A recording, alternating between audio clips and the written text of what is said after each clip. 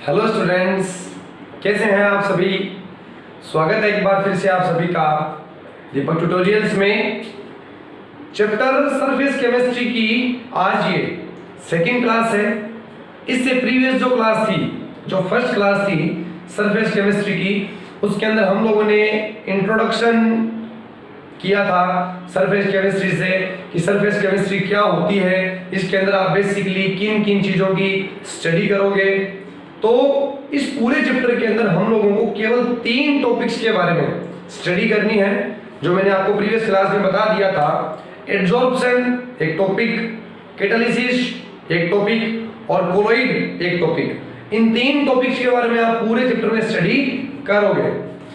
हम लोगों का अभी जो एड्सॉर्प्शन टॉपिक है वो हम लोगों ने स्टार्ट किया हुआ है।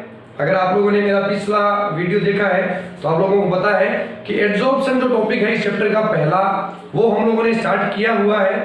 एड्सॉर्प्शन क्या होता है वो हमने देख लिया। एड्सॉर्प्शन और एब्जॉर्प्शन यानी कि अधिशोषण और अवशोषण दोनों में अंतर हम लोगों ने देख लिया, और कुछ बेसिक टर्म्स जिसकी डेफिनेशन क्या क्या होती है, अंतर, सब में डिफरेंस क्रिएट हम लोगों ने कर लिया था। तो आज की इस क्लास में हम लोग टाइटल में जैसा कि आप देख चुके हैं, आज की इस क्लास का हमारा जो टॉपिक है वो रहेगा physical adsorption and chemical adsorption, भौतिक अधिशोषण और रासायनिक अधिशोषण।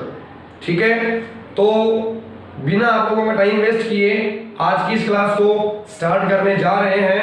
अगर कोई स्टूडेंट नोटबुक, पेन, पेंसिल वगैरह नहीं लेकर के बैठा है तो वीडियो को पॉज कीजिए, अपनी नोटबुक, पेन, पेंसिल सब कुछ लेकर के बैठिए, क्योंकि फाइनली अभी हम आज के टॉपिक को स्टार्ट करने जा रहे हैं। तो देखिए, आज की क्लास का topic physical and chemical adsorption, भौतिक एवं रासायनिक अधिशोषण।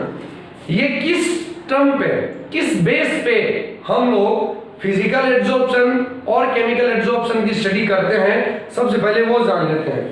तो देखो, मैंने आप लोगों को बताया कि ये कोई एक सॉलिड मटेरियल है, ये एक कोई सॉलिड मटेरियल है। जब हम इसको किसी लिक्विड या गैस के कांटेक्ट में ले जाएंगे तो वो गैस या लिक्विड इसके ऊपर यहां पर आकर के जमा हो जाएगा, इस प्रकार से हो जाएगा। तो पहले जो यहाँ पे लिक्विड था वो ऐसे अलग अलग पड़ा था, जब वो यहाँ पे आकर के चिपक रहा है तो मैं क्या बोलूंगा कि ये वाला जो सॉलिड मटेरियल है एड्सॉर्बेंट, और ये वाला जो मटेरियल है जो यहाँ पे आकर के चिपक रहा है एड्सॉर्बेट। ठीक है, यानी कि अधिशोषक और अधिशोष्य, इन दोनों के बीच में यहाँ पर कोई ना कोई अट्रैक्शन तो होगा। क्या बिना अट्रैक्शन के ये यहाँ पे आकर के चिपक जाएगा? ऐसा पॉसिबल नहीं होता। जैसे हम लोग जो फर्श है इस फर्श पे चल रहे हैं, मतलब हमारे पैरों का इस फर्श के साथ में अट्रैक्शन है, तभी हम लोग चल पा रहे हैं। अब आप लोग सोचिए, ये एक फ्लैट दीवार है, क्या इस दीवार पे हम लोग कभी ऐसे चढ़ सकते हैं? ऐसे नहीं चढ़ सकते। क्यों? क्योंकि इस दीवार के साथ में हमारे पैरों का अट्रैक्शन नहीं होता। तो जब तक अट्रैक्शन नहीं होगा दो चीजों में, तब तक वो दोनों ऐसे एक दूसरे से चिपक के नहीं रह सकती। ठीक है बात। उसी प्रकार से हम ये बोल सकते हैं कि इस सरफेस और इस कण मॉलिक्यूल, इन दोनों के बीच में कोई ना कोई अट्रैक्शन है। अब ये अट्रैक्शन कैसा है? ये अट्रैक्शन कैसा है? इस अट्रैक्शन के बेसिस पे हम लोग एड्सॉर्प्शन को दो कैटेगरी में डिवाइड कर सकते हैं। देखो, पहली जो कैटेगरी है उसको हम लोग बोल देंगे फिजिकल एड्सॉर्प्शन। फिजिकल एड्सॉर्प्शन पहली टर्म्स, और सेकेंड टर्म्स क्या बोलेंगे हम लोग? Chemical adsorption. Chemical adsorption.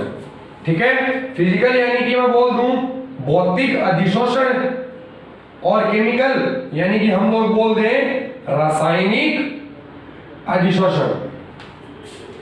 अब देखिए, दोनों का मीन क्या हुआ कि जब हम लोगों ने यहां पर ये कोई सॉलिड मटेरियल लिया हुआ है, यहाँ पे ये बहुत सारा कोई लिक्विड पड़ा था, जब ये लिक्विड यहाँ पे जाकर के जमा हुआ, अधिशोषण हुआ, एब्जॉर्प्शन हुआ, तो इन दोनों सरफेस के बीच में, इस वाली में और इस वाली में अट्रैक्शन हुआ।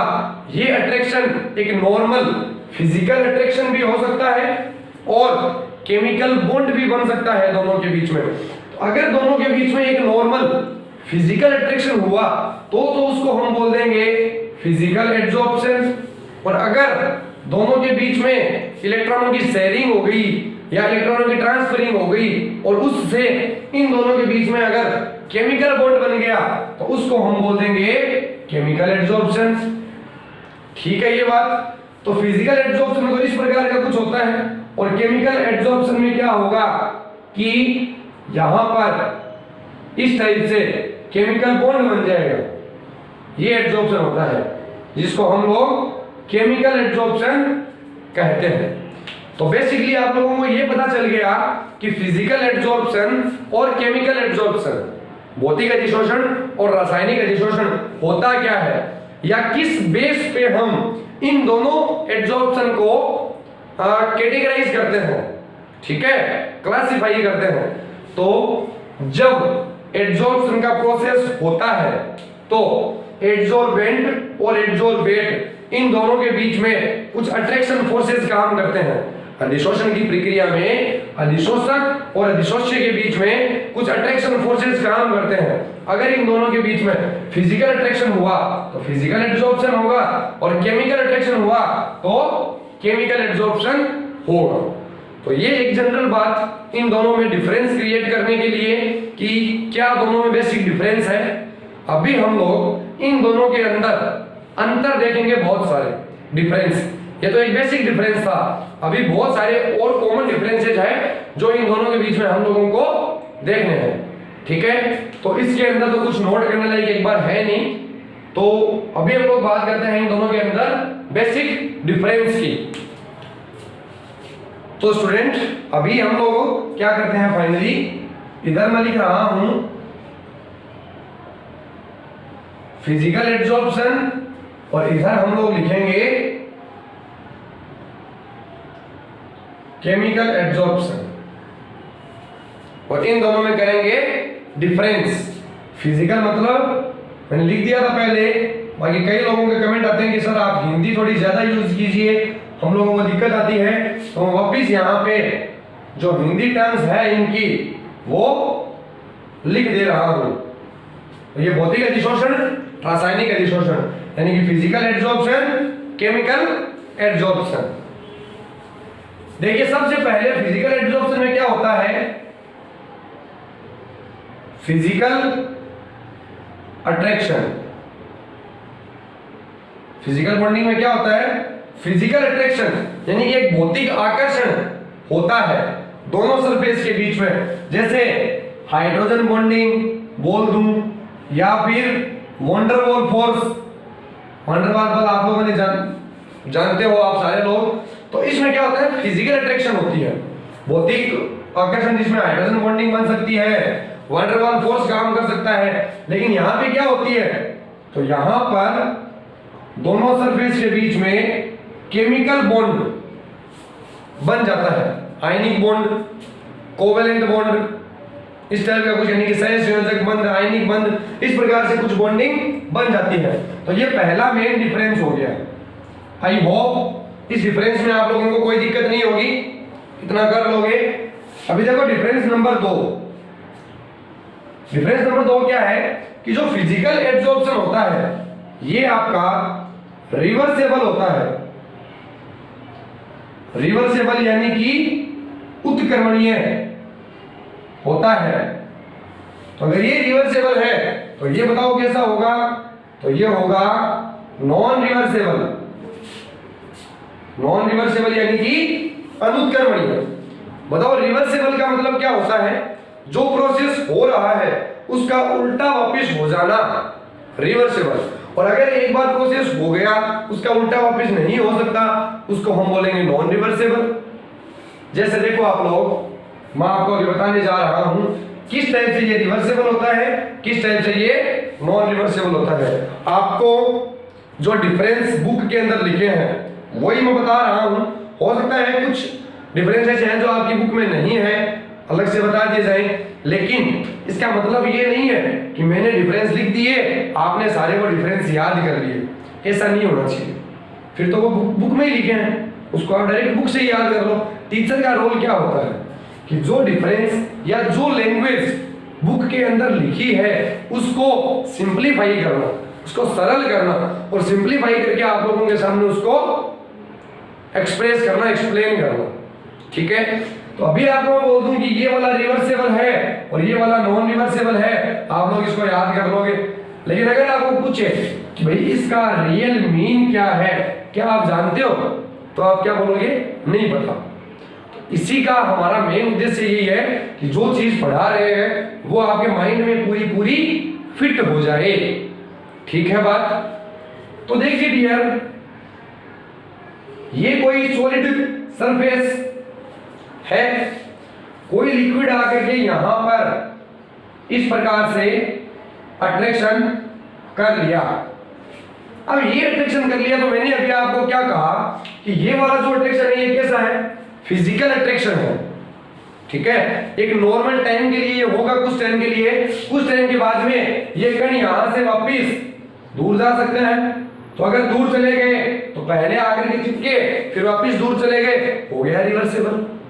और रिवर्सेबल क्यों हुआ, क्योंकि एडसोर्बेंट और एडसोर्बेंट, अधिशोष्य और अधिशोषक, इन दोनों के बीच में क्या था, एक फिजिकल अट्रैक्शन था जो परमानेंट नहीं होता, टेम्पोरेरी होता है कुछ टाइम के लिए, फिर वापस ये टूट सकता है।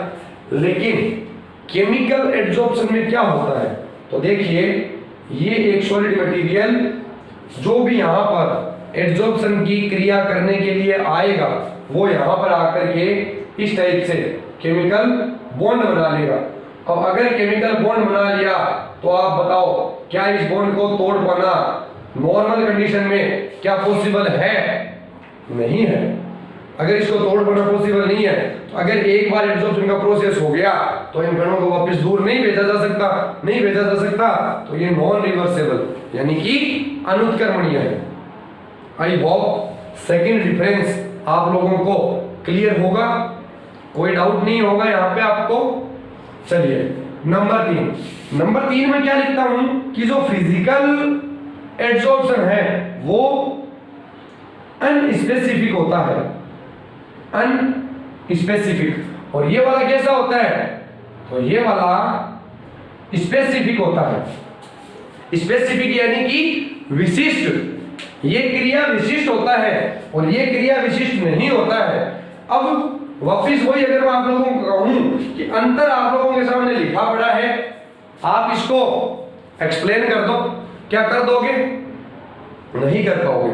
तो अभी मैं आपको केवल ये नहीं है कि मैंने यहाँ पे लिख के दे दिया कि ये एक डिफरेंस है, इसको याद कर लीजिए। मैं एक्सप्लेनेशन दे रहा हूं आपको कि क्यों ये अनस्पेसिफिक होता है, क्यों ये स्पेसिफिक होता है। ठीक है बात। अभी आप लोग देखो कि ये कोई सॉलिड मटेरियल है, ये कोई सॉलिड मटेरियल है, क्या कोई भी इसके साथ में आकर के इस प्रकार से केमिकल बॉन्ड बना सकता है या फिर कोई विशेष प्रकार के पार्टिकल आकर के ही बॉन्ड बना सकते हैं? तो मेरा क्या कहना है, मेरा क्या आप सबका जनरली यही होता है कि किसी कंपाउंड के साथ केमिकल बॉन्ड केवल कुछ एक स्पेशल चीजें ही बना सकती है। तो यहाँ पे तो क्या बनेगा, एडसोर्बेंट और एडसोर्बेट दोनों के बीच में केमिकल बॉन्ड बनेगा। और केमिकल बॉन्ड तो हर कोई तो बना नहीं सकता, कुछ स्पेशल पार्टिकल होंगे वही आके बना पाएंगे, इसलिए स्पेसिफिक होता है। लेकिन इस सॉलिड मटेरियल की सरफेस पे यहां पर आकर के चिपकना, कोई भी आकर के चिपक सकता है, देखो कोई भी आकर के चिपक सकता है। इसलिए फिजिकल एडसॉर्प्शन जो होता है वो अनस्पेसिफिक होता है। ठीक है, आई होप कुछ स्टूडेंट्स को ये एग्जांपल से समझ में आ जाएगा, लेकिन कईयों को अभी भी दिक्कत है कि गोल है सर, नहीं समझ में आया। तो मैं आप लोगों को ये बताऊं कि देखो आप लोगों ने एक लकड़ी का टुकड़ा लिया, एक लकड़ी का टुकड़ा लिया, इस लकड़ी के टुकड़े को आप पानी के साथ पानी में डुबाओ, तुरंत बाहर निकालो, यह लकड़ी गीली हो जाएगी। इसको तेल में डुबाओ, तुरंत बाहर निकालो, ये गीली हो जाएगी। इसको केरोसिन में डालो, बाहर निकालो, ये गीली हो जाएगी। इसको घी में डालो, बाहर निकालो, ये गीली हो जाएगी। एक लकड़ी का टुकड़ा लो, टॉयलेट कर दो उसके ऊपर, सुसु कर दो थोड़ी सी, वो गीली हो जाएगी। कोई हंसने की बात नहीं, एग्जाम्पल बता रहा हूं आप लोगों को। कुछ भी करो, ये गीली हो जाएगी। मतलब हम क्या बोल सकते हैं कि इस लकड़ी के टुकड़े की जो आउटर सरफेस है उस पे कोई भी पार्टिकल आकर के चिपक सकता है, लेकिन अभी जो मैंने सारे एग्जांपल्स आप लोगों को दिए उन सब के अंदर आप लोग इस लकड़ी के टुकड़े को रात भर डुबा करके छोड़ो, आप क्या देखोगे कि ना तो तेल लकड़ी के अंदर जा सकता है, ना घी जा सकता है, ना केरोसिन जा सकता है, लेकिन पानी इस लकड़ी के यहां तक थोड़ा अंदर पहुंच जाएगा। क्यों? क्योंकि वो पानी इस लकड़ी के टुकड़े के साथ में क्या कर सकता है? केमिकल बॉन्डिंग बना सकता है। आई बात समझ में? तो फिजिकल बॉन्डिंग या फिजिकल अट्रैक्शन तो हर कोई दिखा सकता है। कोई भी कंपाउंड किसी भी कंपाउंड के साथ में जाकर के चिपक तो जाएगा ही, लेकिन एक केमिकल अट्रैक्शन से चिपकना कुछ विशेष ही कर सकते हैं। इसलिए ये वाला स्पेसिफिक होता है, ये वाला अनस्पेसिफिक होता है। बोलो कोई डाउट यहां तक आप लोगों को? नहीं बोल सकते आप लोग वीडियो में, बट ये मेरी आदत है, कोई भी टॉपिक क्लियर करवाने के बाद मैं पूछता हूँ कोई डाउट आप लोगों को यहाँ तक? अगर किसी को कोई डाउट है तो वो कमेंट के अंदर अपना डाउट डाल देगा, मैं आपको उसका आंसर दे दूंगा। ठीक है बात? अभी चलो हम लोग चौथे डिफरेंस के ऊपर बात करते हैं। चौथा डिफरेंस ये है कि फिजिकल एब्जॉर्प्शन में जो एब्जॉर्बेंट होता है, अधिशोषक होता है, जैसे लकड़ी का टुकड़ा या ये सब चीजें, इसके ऊपर अधिशोष्य की, एब्जॉर्बेट की बहुत सारी लेयर बन जाती है। तो यहां पर मल्टी लेयर बनती है। क्या बनती है? मल्टी लेयर फॉर्मेशन होता है, बहुत सारी लेयर बनती है, लेकिन यहां पर ओनली सिंगल लेयर ही बनती है। एब्जॉर्बेंट के ऊपर एब्जॉर्बेट की ओनली सिंगल लेयर ही बनती है। तो ये मल्टी लेयर, ये सिंगल लेयर, इसका क्या मतलब हुआ भाई? इसको भी अपन एक्सप्लेनेशन से देखेंगे। ऐसे तो है नहीं कि मैंने बता दिया आप लोगों ने याद कर लिया, इसको भी हम लोग एक्सप्लेनेशन से देखेंगे। तो देखिए आप लोगों को सारे एक जो डिफरेंस है वो समझने के लिए सबसे पहले इन दोनों में बेसिक डिफरेंस आना जरूरी है कि फिजिकल एब्जॉर्प्शन वो होता है जहां पे एब्जॉर्बेंट और एब्जॉर्बेट के बीच में फिजिकल अट्रैक्शन हो, और केमिकल एब्जॉर्प्शन वो है जहां पे इन दोनों के बीच में केमिकल बॉन्डिंग बने। ठीक है बात ये? तो देखिए आप लोग कि ये वाला एक कोई सॉलिड मटेरियल है, इसके यहां पे आकर के कोई पार्टिकल चिपक रहा है, यानी कि बताओ ये कौन सी अट्रैक्शन है? Physical attraction. अब दूसरे पार्टिकल क्या होंगे? इसके ऊपर आकर के इस प्रकार से चिपक जाएंगे, और पार्टिकल यहां पे आकर के चिपक जाएंगे, और पार्टिकल यहां पे आकर के चिपकते जाएंगे। तो देखो मल्टी लेयर बन रही है कि नहीं बन रही? बन रही है। इनका कोई अट्रैक्शन नहीं है, केवल फिजिकल अट्रैक्शन है। इसके ऊपर ये आकर के चिपक गए, इनके ऊपर ये आकर के चिपक गए, इनके ऊपर ये आकर के चिपक गए, इनके ऊपर कुछ और आकर के चिपक जाएंगे। तो यहां पर मल्टी लेयर फॉर्मेशन होगा। लेकिन अगर यही केमिकल बॉन्डिंग होती तो हम क्या लिखेंगे कि ये वाला एक सॉलिड मटेरियल, अब अगर कोई पार्टिकल आ रहा है तो वो पार्टिकल केमिकल बॉन्डिंग किसके साथ करेगा? वो इस सरफेस के साथ करेगा। जैसे ये देखो, ये केमिकल बॉन्डिंग कर ली, वो पार्टिकल क्या कर रहा है? इस सरफेस के साथ में केमिकल बॉन्डिंग कर रहा है। अब अगर कोई और पार्टिकल आएगा, तो अभी मैंने क्या बताया कि ये पार्टिकल इस सरफेस के साथ में क्या कर सकता है? Chemical bonding. क्या ये सरफेस खाली है कहीं से भी? नहीं है, ये सरफेस पूरी बुक हो चुकी है। क्या ये वाला पार्टिकल जाकर के यहाँ चिपक जाएगा? नहीं चिपक सकता। क्यों? क्योंकि यहाँ पे केमिकल अट्रैक्शन है, और केमिकल अट्रैक्शन इस वाली सरफेस के साथ वो पार्टिकल शो कर सकता था। और अगर ये सारी सरफेस बुक हो गई तो कोई भी पार्टिकल आकर के यहाँ पे नहीं चिपक सकता। तो बताओ यहाँ पे कैसी लेयर बनी? Single layer. तो यहाँ पर एक अणु की संरचना बनती है और यहाँ पर बहु अणु की संरचना बनती है।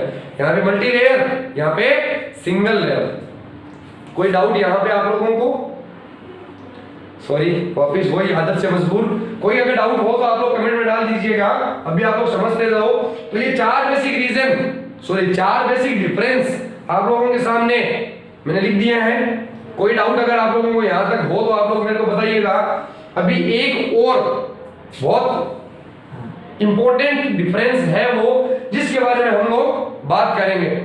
5 डिफरेंस है मेन। हो सकता है कुछ इक्के दुक्के डिफरेंस और हो जिनके बारे में बाद में बात कर ली जाएगी। मेन 5 डिफरेंस है, 4 मैंने लिख दिए हैं, एक और बहुत इंपॉर्टेंट है, तभी मैं उसको सबसे लास्ट में लिख रहा हूं क्योंकि उसको समझाना पड़ेगा आप लोगों को। तो इन 4 को एक बार आप लोग नोट कीजिए। अभी हम लोग बात करेंगे 5वें डिफरेंस के बारे में। तो स्टूडेंट, अभी हम लोगों ने फिजिकल एड्सॉर्प्शन और केमिकल एड्सॉर्प्शन के जो बेसिक डिफरेंस है उनमें 4 डिफरेंस की बात कर ली। अभी हम लोग 5वें डिफरेंस के बारे में बात कर रहे हैं जो बहुत ज्यादा इंपॉर्टेंट है।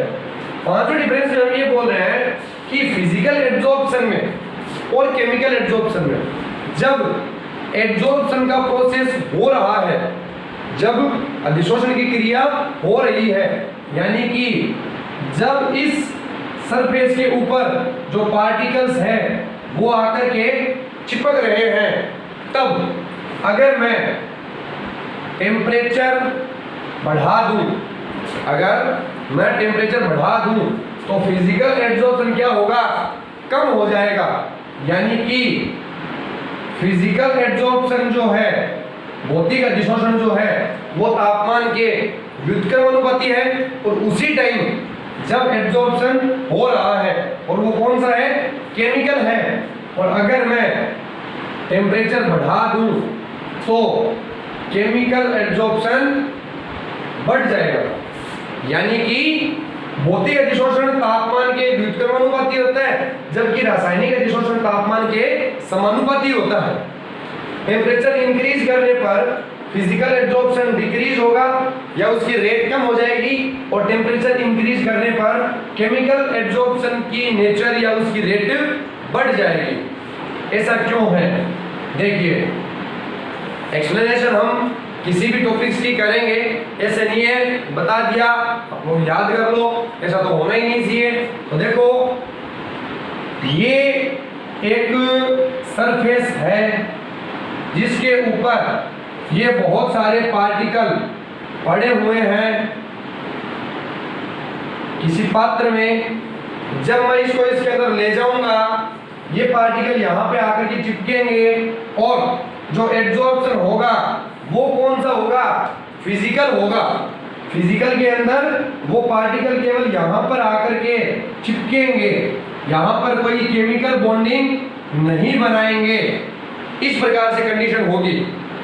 अगर ये सरफेस ठंडी है, ठंडी है, तो ये पार्टिकल यहाँ पे आकर के आराम से चिपक सकते हैं। लेकिन वहीं अगर जब ये प्रोसेस हो रहा है, जब ये पार्टिकल्स यहाँ पे आकर के चिपक रहे हैं और मैं इस सरफेस को कर दूं गर्म, तो क्या ये पार्टिकल यहाँ पे आकर के चिपक सकते हैं? तो आप लोग खुद समझदार हो डियर, आप लोग ये समझ सकते हो कि जब ये सरफेस गर्म कर दी जाएगी तो कोई भी पार्टिकल यहाँ पे आकर के चिपकना पसंद नहीं करेगा, और अगर कम चिपकेगा तो एड्सॉर्प्शन का प्रोसेस स्लो हो जाएगा। इसीलिए मैंने बोला कि जब आप टेम्परेचर बढ़ाओगे तो फिजिकल एड्सॉर्प्शन क्या होगा? कम हो जाएगा। आप लोग सपोज कीजिए कि हम लोग चल रहे हैं नंगे पांव हम लोग चल रहे हैं, और जो फर्श है वो ठंडा है, हम बड़ी आराम से वहां पे चल रहे हैं। अभी हम लोग सड़क पे चल रहे हैं, सड़क है एकदम गर्म, एकदम लाल, एकदम गर्म है, तो हम लोग ऐसे चलेंगे उछल करके, और तुरंत से वहां जाना चाहेंगे जहां पे ठंडा फर्श है। क्यों? क्योंकि नीचे से हमारे पैरों को गर्म लगता है और गर्म जगह पे हम कभी भी रुकना नहीं चाहते।